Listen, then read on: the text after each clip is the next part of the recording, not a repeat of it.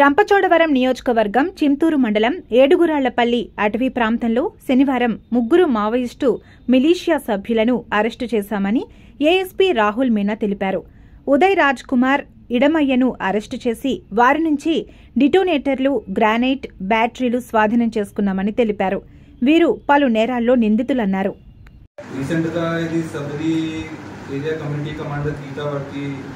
Village committee member కూడా appoint చేశారు 2022లో. Second is Kulsa Raj Kumar, age is 25 years, belonging to Buddhigoya community from Sangampadu village. he is a militia commander from Sangampadu village itself. Third person is Madivi Irmaiya.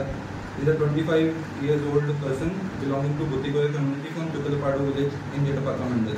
He is also a village committee member from in Chukalpadu village only. So the persons మీద